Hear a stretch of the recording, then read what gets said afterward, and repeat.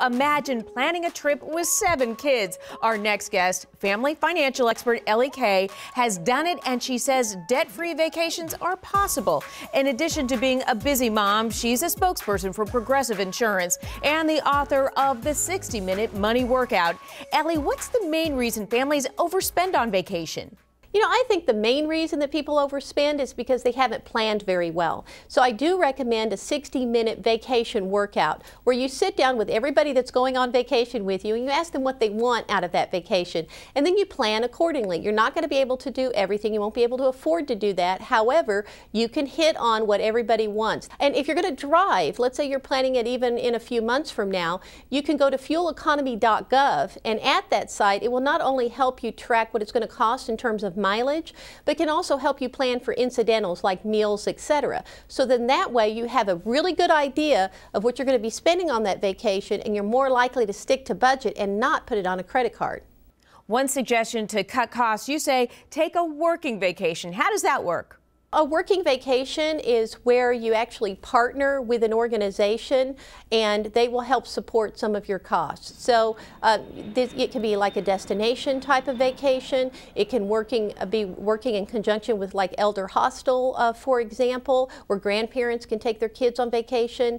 And it can even be working at a summer camp to where you do a few things, but then you get to, as a family, enjoy the whole camping experience along with other campers. The cost of staying at hotels can really add up. What's one way to avoid these costs? You can swap homes with somebody else, and what's nice about that is that you can have a kind of a background check on the person that you're going to swap homes with, but it may be in another location. Maybe you live in Anaheim and you want to go to Philadelphia and see where our nation was born.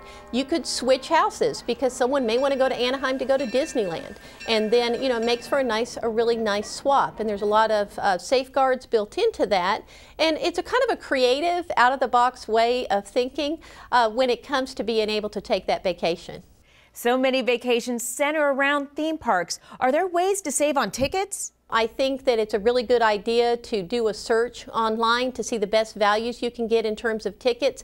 If you know people that live in the zip code area of the theme park where it is, a lot of times they run specials for the locals where they can buy up to 4 tickets. They have to use them by a certain time.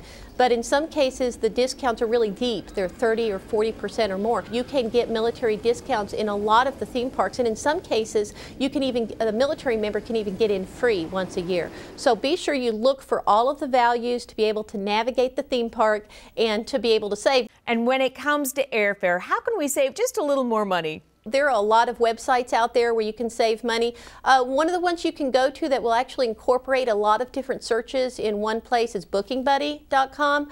You can go to that site and it will check Orbitz, Travelocity, a lot of different sites that are out there that you're very familiar with, and it will help you come up with the very best value. And then what I always do is once I get the best value off of one of these search engines, just for giggles, I go back to the primary carrier that it's going to put me on and just see if I can get it even cheaper directly. There really are a lot of ways to save, and as a woman who really values vacation time and family time with our kids, I really believe that you should budget in entertainment and family fun.